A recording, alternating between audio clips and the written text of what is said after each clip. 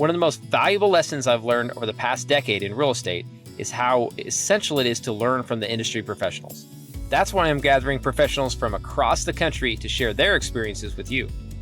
This is a Gregersen's podcast, where experience and passion come together in the world of real estate. I'm Casey Gregersen, your host, and I'm very excited you're tuning into today's episode. As always, if you have questions for me or any of our guests, please reach out to me at casey@gregersenproperties.com. Now let's get started with today's podcast. Okay, welcome in, guys. I got Cody Dover with us today from Little Rock, Arkansas. So he's a fellow Collective Genius member, just like myself. That's actually where I met Cody. But Cody's doing some pretty cool stuff and wanted to bring him on and let him kind of tell his story. And then hopefully you guys can gain some other little tips and tricks from him and talk some real estate. So Cody, take it away, man. Thanks for coming on, but I'll let you start with your story. Perfect. Thanks, Casey. So I, at one point in time, I was a listener 5 years ago to all these podcasts on Bigger Pockets, Joe Fairless even. I got a little bit into multifamily, and I was like, man, I wonder what it's going to be like to finally be on other people's podcasts. And that's been a 5-year runaround. And so I got started by reading a book called Rich Dad, Poor Dad, and that exposed me to all the new stuff that's out there that I wasn't exposed to growing up. And so my partner invited me to this event, and we bought the course. Lo and behold, the course was really just a trigger to get everything started. When I bought the course, I was 23 at the time. I'm 29 now, and I've acquired over 40 rental properties. I'm down to maybe 22 now, but I've also done about 300 transactions in the last 3 years, all in single family. And so I'll get to that, but just building up my story, we first started back in 2017. We started buying just single family rental properties, and we're doing it the very traditional route. Go to the bank, get a loan, put 20% down, and that's it. Well, after the first property, and we put 20% down, we didn't have anything left over to buy our other properties. So we had to get creative, and we had to either get debt partners on the front end or equity partners on the back. And so it was cool early on to see how we come across a situation, and we got to figure it out because we knew that we wanted to continue to buy properties, and these were deals, but we didn't have cash. So we had to get resourceful and tap into our network, go to local RIAs, and that's where we found money lenders, and it worked out for everybody. We had the time, we had the sweat, so we brought deals to the table for people to invest in and with, and we just did joint ventures. Nice. Love that. I'm going to ask a question right on that. That is how initially, because this is what's so hard, and I know I went through it too, but when you're first wanting to go attract that hard money lender and you've maybe done a deal or two, maybe you've done no deals, but you need capital to go do it. Because I was in the same spot. Right, when we first started, I was using any W-2 income I had, any house, leveraging my house, doing a HELOC, right, pulling any capital I could to go put a down payment on that rental property. We're trying to do the BRRRR, right, but you can only do it so fast. You got to bring in private money lenders to really grow. How did you get somebody comfortable with you on one of your first couple deals? I think just showing up.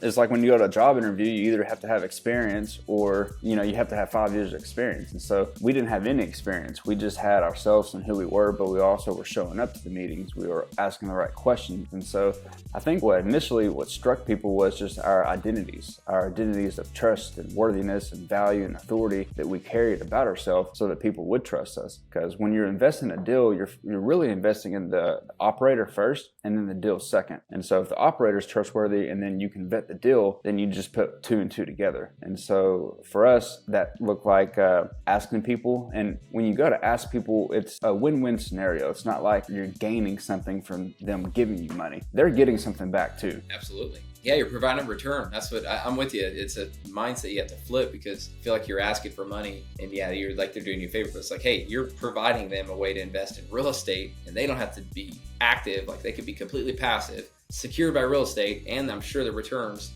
Like what kind of rates did you do initially when you were first kind of terms that it looked like? Well, the first deal we bought out of our own pocket, just the cash out of the 20% came out of our accounts. The next deal was a debt deal. So we brought on debt. So we just needed $15,000 for the down payment. So remember, we're in Little Rock. A lot of our houses out here anywhere from $80,000 to $120,000. So it's not super steep to get in when you're putting 20% of that down. So we only needed $15,000 and we found a debt partner to just give us the $15,000 unsecured for 6 years. So here we are paying back a monthly payment payment for the next 6 years, and we pay that off now, but that got us into the deal with no money. Nice. So you didn't use a small bank. The debt partner was funding the entire deal, sounds like. Right? Oh, so we used, we did use a bank. We just needed the equity piece, the money coming in up front, which is the $15,000 down payment. Makes sense. And then how did you secure that person? Did you do like a second mortgage, or how did you typically do it? We were so new, we didn't secure it, and that person happened to be my dad, so we didn't have to be super papered up. Yeah, that's good though. I mean, it's got to start somewhere. But then at least that, it sounds like from there, I'm sure the second conversation with the next investor was a little easier, huh? Yeah, so the next conversation was an equity partnership. It was where they brought in all the money, we managed the deal, and it was a 50-50 split. And we recently have bought them out now, so we own 100%, but they're happy for the 5 years they held their rental portfolio. I mean, they offset some of their taxes, and they got a return each year. Well, keep going. I kind of interrupted your story, man. So you start where again, I love your background. I was the same way. I was buying, and a lot of people don't do that. A lot of people, we meet, like, started just wholesaling to start off, right? But we started, hey, we want to go into rentals, and then it sounds like you were the same. Once you started to get to rentals, once you started to raise private money, I'm guessing your next step is how did you start finding deals off market? Yeah, so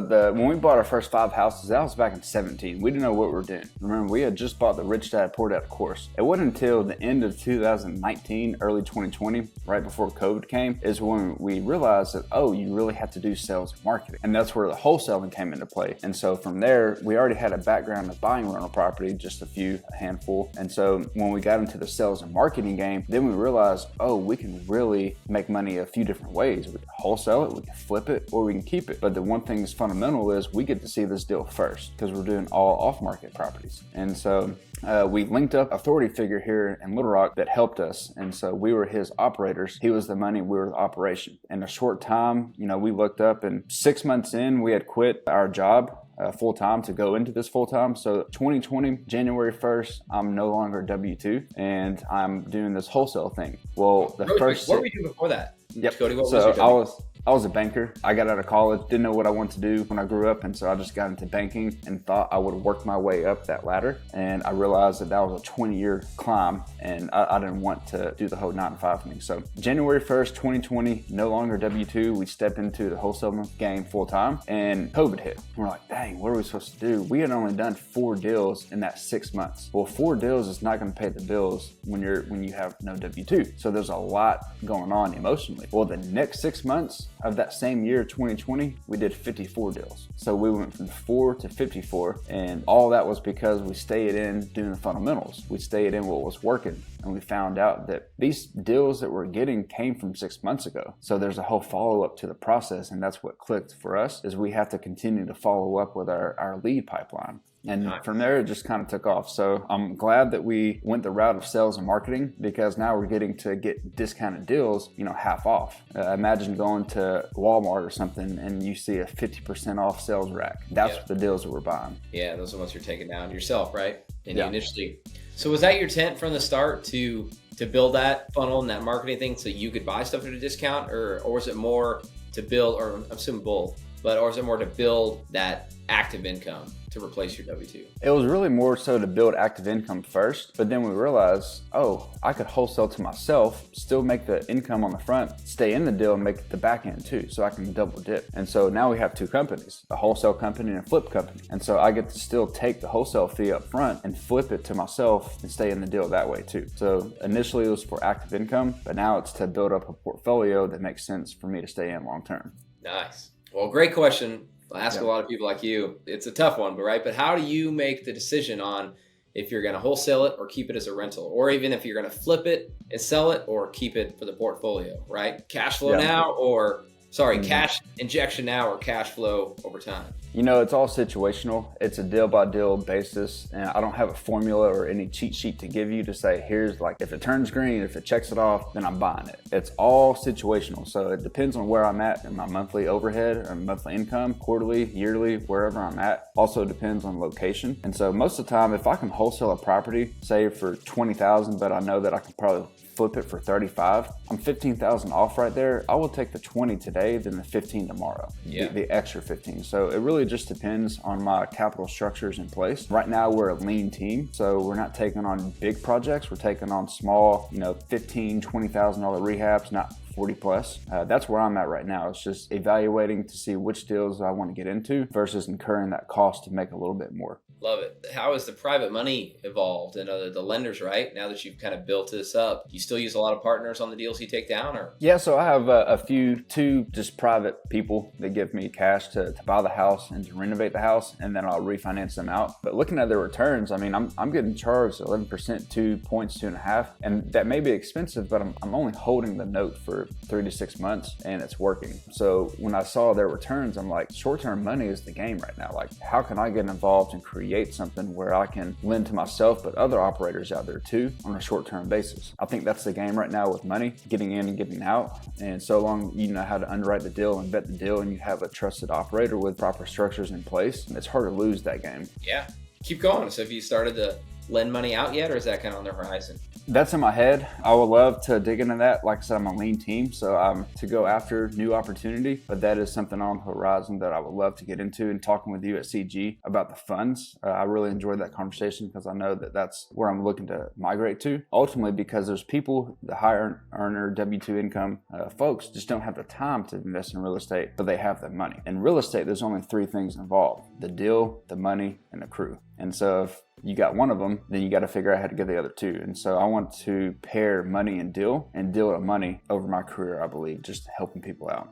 Yeah, man, love it. You touched on one right there too, Cody. How about crews? So have you guys do a lot of flips. So do you keep any guys in-house? Do you third party all out? How do you manage that? Yeah, so we just have a GC, and I don't want to sound like we're doing a lot of flips. I'm doing about 5 deals a month right now. Mostly are wholesale deals. So the flip comes when I have 2 different crews I go to, and one of them, they're both just general contractors, so they manage their own crew. So I just talk with that individual themselves, but nothing in-house. I don't know if I want to get to a point to where I'm managing that many construction people. So I'm trying to stay as lean as possible where it's still profitable. Yeah, no, it's good. We do it in-house, and it's a lot. Definitely a lot. There's some pretty awesome benefits, but also there's other days I'm like, man, if I could just hold one guy accountable, that'd be easier.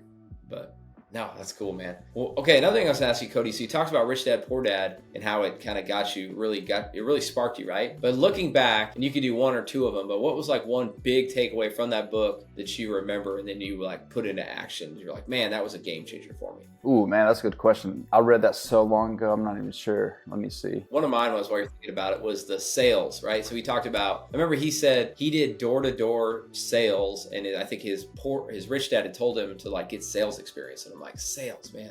Because my engineer was like, my background is engineering, and I love math, I love numbers, I loved all that stuff, all made sense to me. But I was like, but I've never sold, I've never worked a sales job. I think he did door-to-door like Macintosh or some sales, right? And he was talking about how he got that, how that was invaluable. And that was one that, I don't know, I always look back and I'm like, man, at the time I'm like, how do I get that? I've got no idea how to do this. But now that I've owned businesses and run sales and marketing, I'm like, I totally see, like, that's something like, I'm going to tell my kids to learn something, like learn sales early on. I think the biggest thing for me now that you said that is time. Is the poor give their time up to earn versus the rich invest money to get their time back. Yeah, just looking at your time, which we weren't taught that growing up, right? You weren't. You trade your time for money, right? I love it. What else you got on the horizon? You talked about maybe eventually being a private money lender. You guys have kind of leaned out. Well, one thing I'll ask you that you kind of mentioned is you've gotten really good at the acquisition. So I'd love to hear like what has kind of distinguished you guys in your market to where you're like being able to get these deals at 50 cents on the dollar. I think it's being trustworthiness. Going back to what I said earlier about when we were able to get the green light and raise money from people that didn't really know us, is just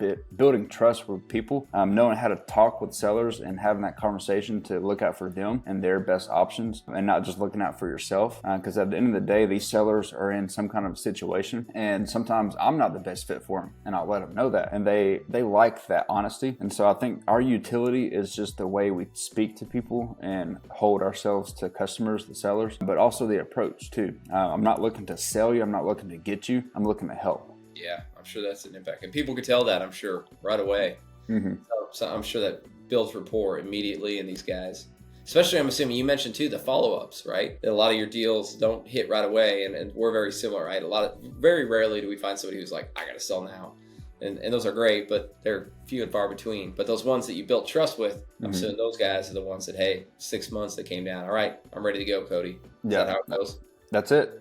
Miss Kathy, my recent deal I just did on a house on Braden Street in Jacksonville, she said, Cody, I had 10 people hit me up. You're the only one that I felt like I could trust. I'm like, oh, tell me more. And she said, just the way, so everything I just explained to you is what we're after and doing. I do know that, I lost my train of thought. No, that's good, man. So cool. So building the trust. Yeah, man. How about any other things like kind of sale? Oh, that was the other thing was the team I was going to ask you. So you mentioned your team kind of leaning out. What does your team look like right now? So I have 3 cold callers. They just cold call out to areas that I'm looking to buy in. And I really go after the house itself, not really the person. So I'm calling everyone that has the buy box that I'm after. And then I do a lot of inbound. I'm refocusing my strategy to focus more on inbound to build up my own authority here. So I've done TV now. I'm doing commercials, and I've gone on the local news station. They have an afternoon segment that they do to where they position other bases of domain in the city. So for me, it's real estate. And so they're propping me up as an authority figure for real estate here in the market. And so I just did that last week, so it's still early on and new. But what I'm looking to do is establish more authority here locally so that people come out to me and value the help that we have to offer. Yeah, wow, makes sense. We just organic building I love the inbound because those are better leads, better quality. Probably having a better use of your time, your team's time. So do you do most of the acquisitions and actually the closing, or do you have any closers on your team, or is that mostly you? It's all me right now. Outside of my cold callers, it's just me. So I do have an office assistant in Bangladesh, and the cold callers are actually from the Philippines. So all my team is remote. I'm the only one here in town. And so I'll do the seller calls, I'll do the seller appointments, and I also do the dispositions and TC work. Nice. Cool. I'm very similar actually. Yeah, I'm with you. I had a full-time acquisitions guy, and it was great for a while, but I was probably like you. Unfortunately, I always tell a lot of people this, like we're part of a mastermind that like when things were getting tough, some masterminds are like, oh, double down, go all in, blah, blah, blah. And ours was like, get lean and get ready. And I think it helped. Sounds like it helped you. I know it helped me to get lean because we ended up having our guy go 100% commission. He ended up leaving, and now I do the acquisitions, but probably similar to you. I enjoy it. I love doing those calls. You enjoy, does that give you energy? After doing it for 2 years straight, because remember my story started in 2020 to now, I've kind of been the head of sales, and I gotta say I've been burnt out a little bit. And so that's why I am focusing more on inbound. I don't like doing the calls and making 100 calls to talk to 10 people. So I'm building structure in place to design where I have someone do that for me to just pass off the 10. But what I really like to do is meet people in person. I thrive off of people. And so that's where I build up and get my energy from. So I enjoy sitting down in the living room, walking through the house with a seller and talking with them about their best options. And in that conversation right there, that's where I'm triggering certain assessments about my value, authority, and leadership that I have to offer to them. And that's where I'm building that trust. And so I don't know if I want to hand that off, kind of like Doug Hopkins there in Arizona. He has a whole team CEO that runs the front end. And Doug, he just goes on the appointments and dispos, and that's it. Finding your superpower and executing it. And you get energy from it. Love it, man. It's cool. All the clarity you've gotten. It sounds like, it's evolved, right? I'm assuming you definitely didn't have this clarity in 2017, huh? When you say clarity, I got to laugh internally because I feel like I'm so lost right now.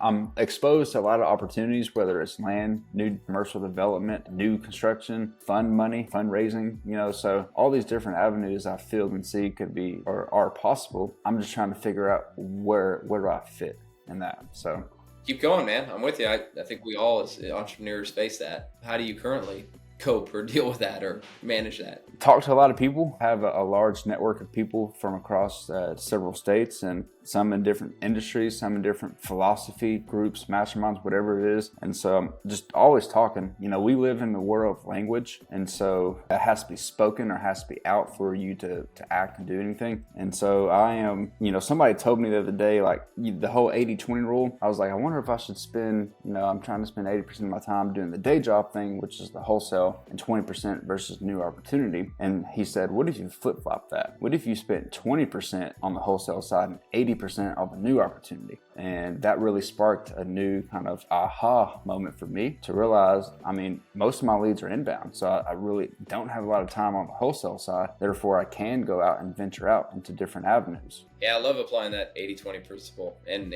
yeah, seeing where you're getting the most bang for your buck of what you're doing, like where are you getting the most value, and even sounds like you basically took something that wasn't something that you needed to do, right? The wholesale was a necessary income driver, right? But you simplified it, got more time back to go do that, so go do the new opportunities. And then just any more on that, like I'm curious, when you say I'm going looking for new opportunities, what does that look like? For me, it's increasing my networks and accumulating new knowledge. So at the end of the day, people out there doing something that you want to do, the only thing different between you and them is they just have a different set of networks they work with and a different knowledge that they've gained. That's it. When you keep it that simple, that fundamentally, that's all it is. And then I have to backtrack and see, okay, what specific knowledge did they accumulate? Which networks did they build? Who are they working with? And really just noticing and observing their structure, their organization. And so that's where my time is spent, is really more so building my network in these different spaces. So when the time is right, I know who to call on. Yep. There you go. It goes back to another Rich Dad Poor Dad principle, right? It's about building the team around you. We talked about whether it's from having a good attorney, having good accountants, having good salespeople, or just surrounding yourself by those people and building that up is the key to success. Mm-hmm. Love it. Yeah. I'll let you ask some questions too if you have some. But one thing I want to ask you before you go is what do you think? What is the biggest thing that advice you would give people to I usually take this more somebody who wants to get into real estate specifically, but maybe doesn't have the time, or maybe they're just very risk averse. Because I talk to a lot of people that are like, yeah, they've heard about real estate, that's where it's at, but they just haven't done it. They haven't pulled the trigger for whatever that reason might be. What would you say to those people based on your experience of what real estate's done for you? Yeah. Well, the whole real estate working, does it work? That should be squished by now. It definitely works. It's you as the operator who's not working. So you have to get it right with you first. And so for me, when I was setting my goals, looking back in 2017, I saw, I would love to buy 2 houses a year. Now we're doing 20 a year and sometimes 20 a month back in our high seasons. And so I look back and see how small thinking I was, because I didn't realize I couldn't see to only what I knew. I could only see to what I know at the time. And looking back, when I saw that in my journal, I was like, dang, that's crazy. I wasn't even giving myself the credit. But looking back, it's easy. And so understanding and giving yourself that time and patience to know that you're not going to get it tomorrow or next month. It's going to be some years of accumulation of different networks and knowledge. And so allow yourself that time. But I think that what's hard, and Alex Hormozy says this, is it takes that first hour of getting started, takes people a year to do. So I would say, since you know that going in, since you know it's going to be hard going in, since you know that you don't know going in, just start somewhere so that you can put one foot in front of the other, and then you just build off that. Love it. Yeah. It's just building momentum, right? Do something to kickstart it. And then, once you get it rolling, before you know, you'll be like us. You'll do your first rental property or invest in your first deal, and then you'll really get that real estate bug, and then it just snowballs, right? Mm-hmm. That's a really good way to put it, Cody. It's all about just take that first little bit of action and just let the momentum take care of itself. I feel like I'm in the same spot currently now with trying to reach new levels. Is I'm back where I started this is hard, this is challenging. So I've got to practice what I'm preaching here just to myself, because I've been down that path of the unknown. And I feel like I'm back in that same spot of looking to go to the next chapter, the next level. Love it, man. Great way to put it. Cool, Cody. Well, we'll kind of wrap up the podcast there, but I'll give you a chance too, man. Any stuff you wanted to talk about or questions you had? I'm interested in your fun stuff. I know you're pulling in other people's money. Are you operating and investing just in your own deals, or are you venturing out? What does that look like? Yeah, so we went ahead and registered with SEC, got all the accreditations and did all the legal stuff, right? Get all the documents, the PPMs set up. And we were ready to go raise a fund to basically allow us, we were really going to use it to take down a lot of the deals that we find off market that we fix up. And then we keep in our portfolio and allow it to go take down a bunch of deals. And then in 5 years, we could go sell that off, right? But we're also going to buy some bigger multifamily deals in it. Okay. What I found is in that initial raise, just based on my experience, even though I'd done a lot of deals with private money lenders and similar to you, like I still didn't have that network of people that are ready to go tie up $100,000 for 5 years. And then even though it's a great safe return, like pencils out, looks great, that takes time to build those people. So what I found is what's been better for me is continuing to turn, like you said, it's today's craze or today's fad is turn the money fast, right? So now I try to attract more people and be like, hey, go in on me on this fix and flip deal. You be the equity, I'll get the bank loan. And we'll go flip this thing. We should be out in 3 to 6 months. We'll get you a good return. And then I return their money, right? Mm-hmm. And then they're ready to go to the next one and keep doing that, right? And I'll just structure people a lot of different ways. Sometimes also I'll bring them in on, I might do a creative finance deal where I assume somebody's loan, but they need some money to get out of it, right? So for example, I took on a deal where I assumed $140,000 loan and they wanted $10,000 to get out. So rather than me put up that $10,000, I'm trying to use other people's money. And that's the thing too. It's like working with these people that they want to do it and they've got access to more capital, but to start out, they want to take a low risk, get to know you, see how it works, get their money turned. And even if, I don't know, I hate to turn away people that might only want to do 10 or 25,000. Like get those people in, get them into a deal, and then let them get confident. And then then my thought is over time, then I can start to build this network of people that have done deals and then been seeing our deals. And then when we're ready to go take down that big multifamily or get the fund going and raise a bunch of money to buy, like have an open-ended fund to where we can buy whatever we want that fits our certain criteria or our business model. Like we'll do that when it's ready, right? And that might be ready in 6 months. That might be ready in 3 years, but I'm just going to let it organically happen. Yeah. I've got a good friend who's done a few fund to funds. So he has his fund and he invests into another fund. And his thing to me is sales and marketing. You're constantly having to build your brand and your awareness of the help that you can offer to higher earner income people. And he said he found success going to different events, not in real estate, like family offices, dentists, other domains of spaces that's not involved in real estate with where high income people are at. That's smart. Yeah, that's probably the other big takeaway I've had is because we just took down the 63 unit apartment deal. There was a pretty significant amount of equity and we combined it with bank financing. And the good news was when I was raising this fund, I was having conversations with a ton of people, sharing this deal, talking to them, going to lunch, showing the deal, right? And we ended up not taking it down in the fund. We took it down. I just took it down with an equity partner. But the cool thing is all these people saw this deal, right? So now we're in the middle of it and I think it's going to be a really successful deal. But all these people saw it, right? So now I've built out my marketing to where I'm talking about the deal. Hey, here's how it's going. Here's how it's progressing, and show the people, all the people that passed on it or ready. That way, the next time it comes around, be like they've built that comfort and trust. And even though they're not in the deal, they're seeing the deal, right? Yeah, I kind of like that role too. You know, when I'm talking to sellers and doing dispos, essentially you're doing sales and marketing all over again. Same with money raising. Those people you're talking to, you're having to sell them, but you're not really selling them. You're providing help. And so long that they can see it or can't or not see it is up to you. But that sounds fun to me. It's just going out because I went to Joe Fairless's events back in when we were scratching the surface of multifamily. And if you're a money raiser, your people, your customers are there, operators and capital. You just go there, meet both people, and pair the two together. Yeah, exactly. That's it, man. It's been going in like IRAs. I've been trying to get involved in presenting more. I mean, again, that's why a big part of why I do the podcast, why I put so much stuff on content on social media to where people do get more comfortable. And yeah, just like your point of being the leader in the space in your town for buying houses, I'm trying to do that in the real estate space. Nice. Well, we'll see you here at CG. Are you going to be down there in a couple of weeks? Yeah. Okay. Yeah, I'm heading down. For sure, man. All right. Yeah, I appreciate you bringing me on. Absolutely, man. All right, man. We'll see you, Cody. All right, Casey. We'll see you. Later. Thanks. As you may have learned by tuning into this episode of Gregersen, the easiest way to make real estate investing hard is by going at it alone. So as you continue learning and seeking knowledge of the industry, I want to encourage you to build relationships with other professionals who are passionate about real estate.